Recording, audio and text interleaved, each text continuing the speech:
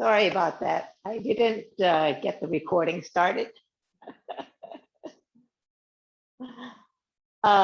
So let's go back to the diagonal flying. Okay, so when we are at diagonal flying,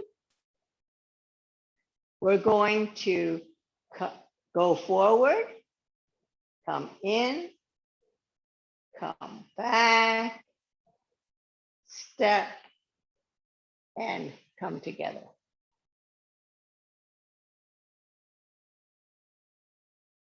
So that is raise hands and step forward. Okay. Now the next two moves are going to be repeats. So it's going to be white crane and left brush knee. So let's do a review of white crane and left brush knee. Okay. So after you're at raise hands and step forward, white crane, you're going to turn slightly to the left, pull down. All your weight goes to the back foot. You're going to turn, step and close, turn, root, and open. So the things to remember on this one, let me do it from this side, is if I'm here and I'm coming down, what I'm doing is I am turning my elbow down before I close. So here I'm turning my elbow. And the reason I'm doing that is, I don't know if you can see it, if it's closer. Okay, if I'm turning if I'm here, I'm turning, can you see? When I get all the way to the end, I turn my elbow the other way. And then I close. Okay, there are two reasons why you do that. When you look at it this way, when I do this, what it allows me to do is it allows me to make a circle in the same plane. If I did not turn my elbow, I would have to go out here in order to come. Can you see that? But you start from this move, you start with your hand down, right? From the other move before you begin. And then you turn it? When do you? Well, I'm here, okay? When I'm here, I'm ready to pull down. Think pull down. Okay, so you shift your weight, pull down. Okay, so when you're pulling down, let me see if I can, pulling down, okay, I turn my elbow and then step and close. So the first reason I gave you for turning my elbow is so that I can keep my circle in the same plane. The second reason is if you do not turn your elbow, you will raise your shoulder. So turning your elbow keeps your elbow down relative to your shoulder. Can you see that? When you're doing this, your elbow stays down relative to your shoulder. So you are here, you turn slightly so that you can make the circle on this plane. So you're to the left of your body, okay? Then you shift your weight back. All your weight is on the back foot. Then you turn, make your circle, step. Your feet are parallel to each other at this point. Shift weight, turn, then root and open. You're actually rooting as you open because as you come, let me show you. you're coming down, step, turn. As you're opening, you put your foot forward, but as you're opening, you're putting that 30% on the front foot. So they go together, the opening and the 30% weight.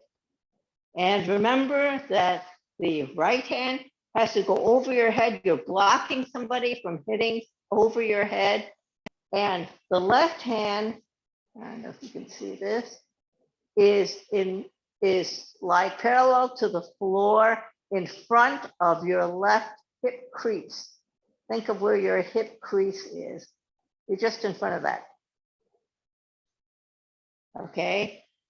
So I am going to turn around, go the same direction as you.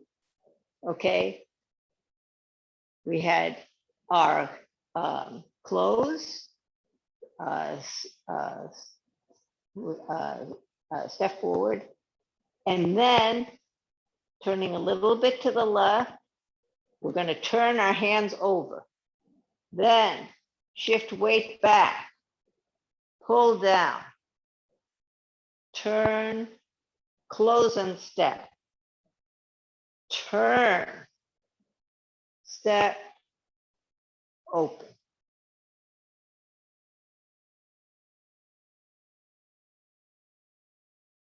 So let's do that just a little bit more smoothly. How about? Okay.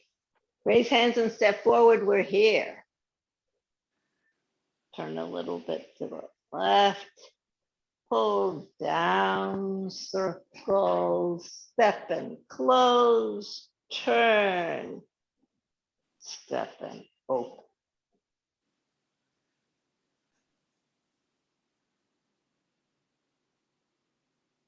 So this is a review since all of you have already done first section. So, okay. Then the next one is left brush knee. So from white crane, left brush knee, turn your hands. This one goes up and down. This one is facing you. Swing, step, and strike. So usually when I teach this, I say, you know, turn hands, swing, step, flatten your foot as you one hand in, one hand out, and shift weight, strike. Well, that is not actually what you're supposed to be doing. You're supposed to be doing all that all together in one fell swoop. So you're not supposed to be stopping at little point, okay? So when you're up here, you are turning hands, swing, step, and then smoothly everything finishes at the same time. And once again, the left hand is at the same spot it was at when you did white crane.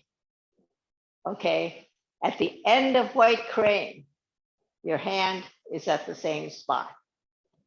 So from raise hands and step forward, white crane, pull down, circle, step and close, turn, root and open. Left brush knee, turn hands, swing, step,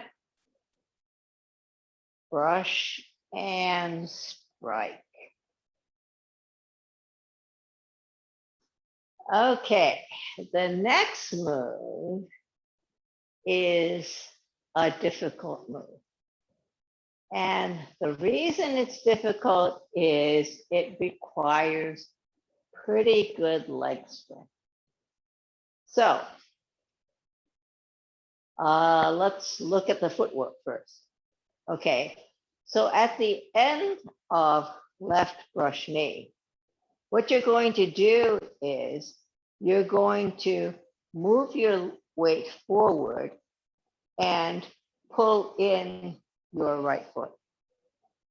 Then you're going to put your weight in the back. You're going to basically push back with your heel and then change to the ball and sink. And that's the hard part. The sinking is the hard part. And the reason the sinking is the hard part is this is essentially like an empty stance, but low. So you're going, when you sink, you don't have to sink very far.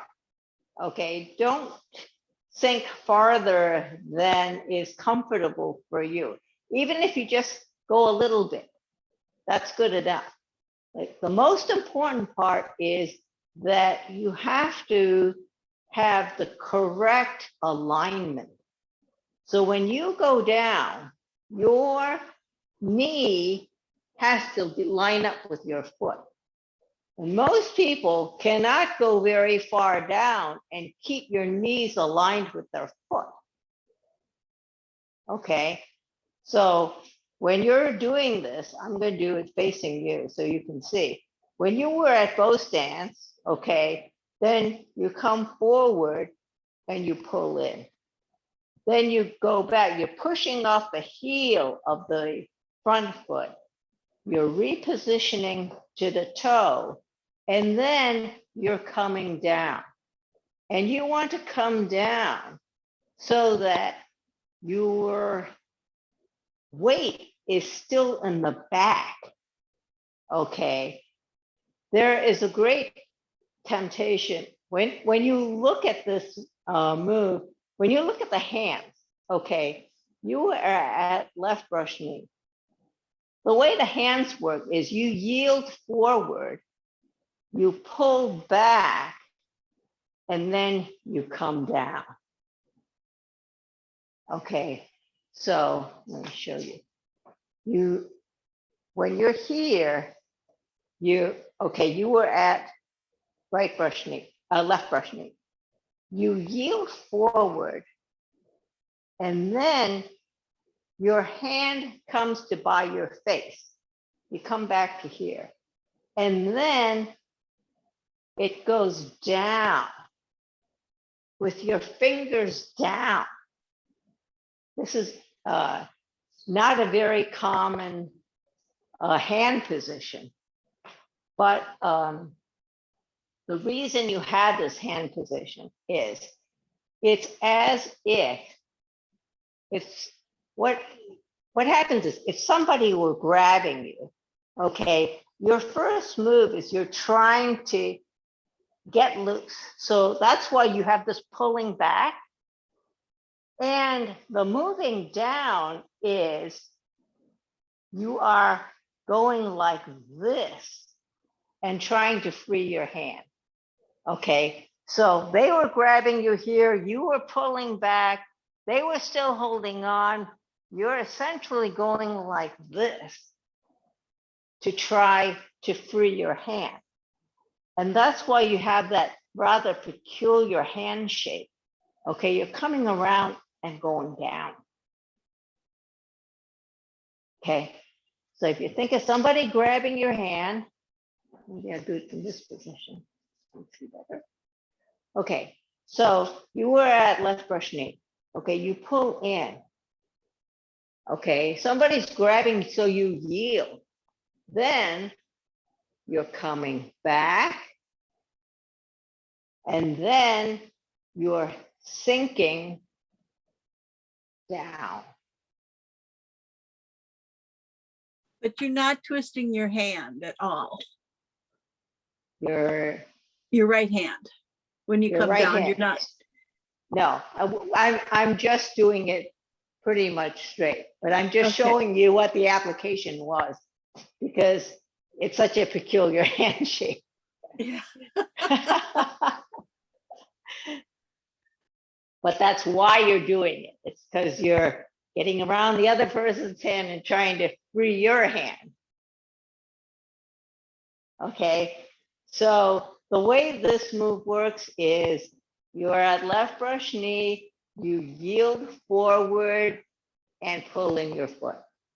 Then you're going to pull back. So you're on your heel now, right? Then change your footwork and sink down. Now, when you sink down, this is kind of like a low stance. And the thing that's important is your back is still straight. Okay. And your head is still relatively up. So you are not like this. Okay. You are like this. Okay. Can you see what I'm saying? And what you're doing is when you come down, the movement is actually a little bit forward. Okay. So you're here, you yield forward, you come in, you come back, and then when you shift your foot position, you actually come forward before you come down. So you can see that both hands are about the same position as the front foot. Can you see what I'm saying? It's at the front foot, but your weight is 70% on the back foot.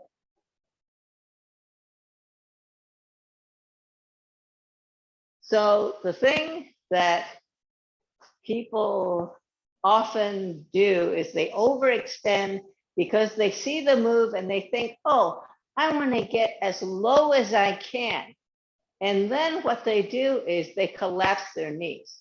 So what they do is they're here, okay, they come in, out, and then instead of keeping your knee around, they think they move their knee in order to get lower. It doesn't matter how low you go. Don't collapse your knee to get lower. Okay, if all you can do is this, that's good enough. Okay, you've got to keep that knee lined up with your toe. Otherwise, you will have a very twisted knee. Okay. This is the same problem as snake creeps down. People want to get down really low, and then they don't keep their knees lined up with your toes. And remember when you were doing all those hip exercises for diagonal flying, you need that for this one too. Because if you're going to get down and have your knee lined up with your toe, that means that your hip has to be open. Rita, Yeah. when you are ending, is your right and left hand on either side of your left leg? Is your left Actually, leg in the middle? So what happens is, okay, when you're here, you come in. When you come down, actually, it's on either side of, you're at shoulder width.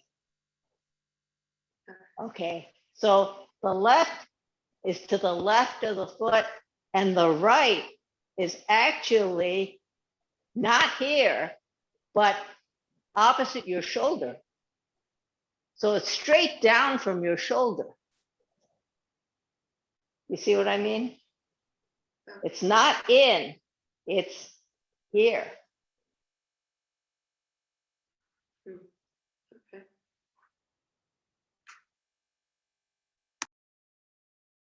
So Rita, when you extend your right hand in the needle shape, do you basically extend it to the length of the arm from the shoulder straight out before you dive down?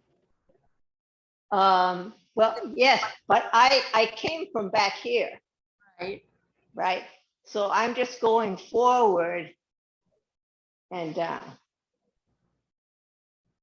I'm Oh, going forward and down as I'm sinking. oh, okay. So I So don't- when I'm here, my weight is back. Okay. Then, and I'm pushing off the heel of the front. Then as I switch to the toe, then I'm coming down. Okay.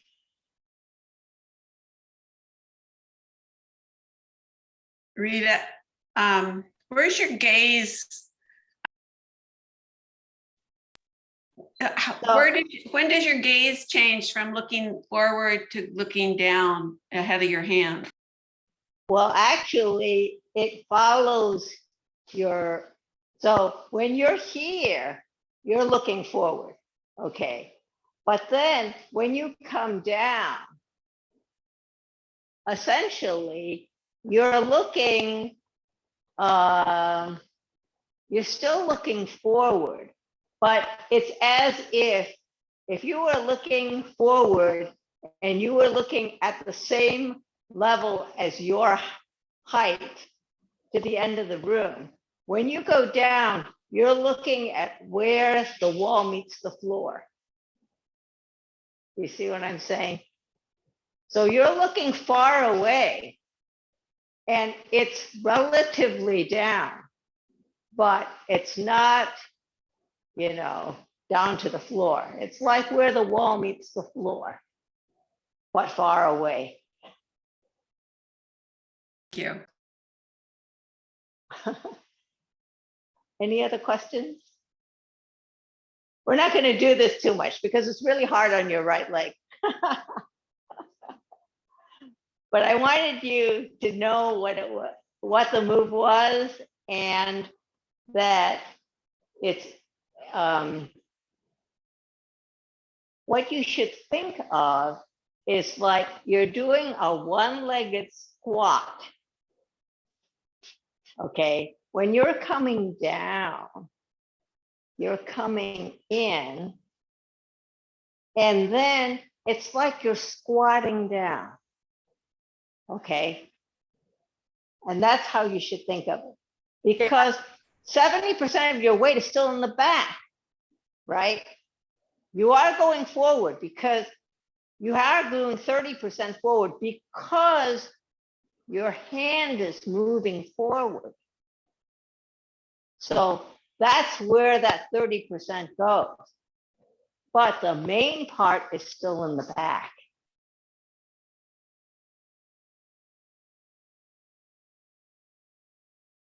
That's about as close to a squat as I'm ever gonna get. Well, you know, that's, you know, think of it as kind of a low empty stance, right? But in principle, that's how it works. Okay, so you're going from a bow stance, you're yielding, pulling in, pulling back, changing your footwork, and then squatting. Okay.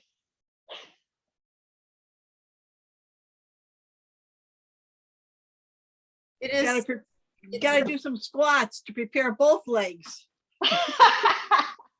Exactly. it is so hard to do this for me and not have like a lot of ligament pain in my right thigh. And Yeah. part of it, It's- maybe I push it, I try to get as low as I can, like you say. I don't bend my knee, but I do try to bend that back. Yeah.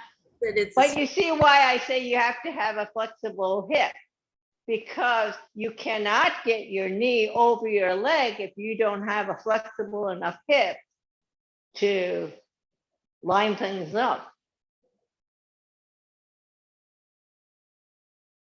so when you're balancing in this pseudo squat, you Yeah. are still doing all of it on 70% on that back right leg and hip.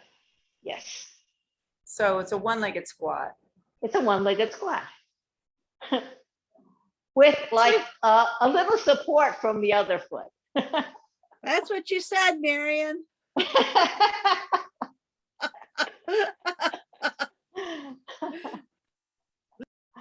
Did you have a question, Yali? Okay, so as our cool down, let's do it from cross hands. Okay, all the way down to needle at C bottom. So I'm going to turn around and then I'll call it. Okay, we are at cross hands. Don't forget your tree shape. Okay, shift left, shift right. Turn the left foot almost to straight. Open, separate, pull in the right, swing, step, in, out, strike. Roll back, pull in the left, extend the right, roll back to the side. Press, pull in the right, attach the left, expand forward to the corner. Push, square up to the corner, flatten your hands, pull back over a ball, hands in front of your chest, push out. Fist under elbow, shift weight back, flatten your hands, turn, right foot goes to 12 o'clock, press down, release the left foot, ward off with the left, push out with the right. Step, connect, step, grab, pivot, pull down, make your fist, shift to a heel touch, lift and punch. Repulse monkey. 1, swing, step. Hand to shoulder, turn and strike. 2, swing, step. Hand to shoulder, turn and strike. 3, swing, step. Hand to shoulder, turn and strike. Diagonal flying. Turn, pull in the right, step and close, open, diagonal fly. Raise hands and step forward. Weight forward, pull in the left foot, circle the arms, push off the toe, plant the heel, and come together. White crane spreads its wings. Pull down, all the way in the back. Step and close, turn, step and open. Left brush knee. Turn your hands, swing, step. One hand in, one hand out. Shift weight, strike. Needle at C bottom. Yield forward, pull in the back foot. Pull back, push off the heel. Change your footwork. Sink.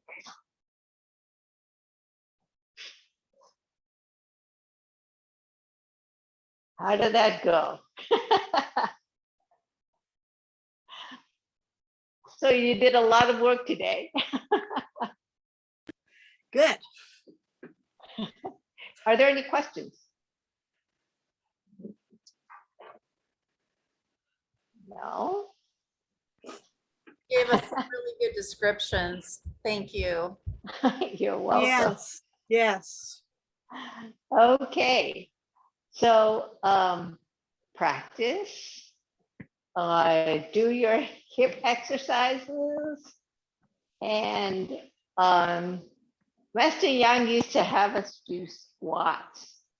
So, and most people just could not do them because there were like 3 people in a class of 20 who could do the squats the way he was talking about them. So he wanted you to do squats with your feet together Oh, and then squat so that you sat on your ankles. whoa. And there were actually 3 people in class who could do that. I said, wow. I don't even know how you would do that. I learned something from Master Yang's seminar today, which I guess I didn't really absorb earlier, which is that whenever you're in an empty stance, you're supposed to keep your that hip, whichever hip is back, actually lined up with the back leg. So when Yes. you've got the weight, it's not just the weight you feel, it's like making sure the hip is lined up too. It makes a complete difference to how I look at an empty stance, because I would always like shift my weight forward a little bit, trying to get that weight. I would shift the hips as well as, Right. rather than, it made it like a fight to try to learn how to fold and not shift and bend. Right. So that's why I was trying to describe this needle at sea bottom as a squat, because I want your hip to line up with your ankle. So when you're going down, it is like a squat. You're not moving your hip forward. Yeah. You are keeping it lined up. And then the forward foot has the 30%. Well, maybe we'll all be able to do squats when we're 80 or 90. Don't count on it. Yeah, he had 100 two, finally, he had 2 exercises which were really hard. One was a squat, and the other one was somebody had described it as like a runner's exercise, where you essentially squatted down, and then you were supposed to be able to touch your toe and keep your heel down. No. Okay, so this is supposed to line up here, and you're supposed to be able to touch your toe. Well, I could never do that. Well, Marion, maybe we can get down, but I don't know about getting up again. It would be a really easy. I need one of those help me. I've fallen and I can't get up. I need one of those buttons. Disaster. I know. So things that you can think about working on. But My hips open more. That's my big focus. yes, get your hips open more and strengthen your legs. Yeah, that's Okay, my problem. It's not just the knee or the hip. It's like how strong are the muscles, how flexible are yeah, the leg and the thighs. right. And just trying to do one leg standing exercises helps a lot in terms of strengthening your legs. When I do aerobics in Judy's class, and I do the leg lifts or the knee lifts or whatever, now I'm like lunging into them because I have to use a lot more muscle, and it's helping already. Well, that's great. I mean, trying to find ways to make myself stronger. So Yeah. any way I can, till I pull. Right. Well, don't pull anything. Anything. That's a whole other thing. Okay. Well, thank you very much for coming to class, Thank you, Rita. and we will keep working on things. Okay. Bye-bye. Thank you, Rita. Bye-bye, Okay, everyone. bye-bye. Thank you, Rita. Thank you. Good.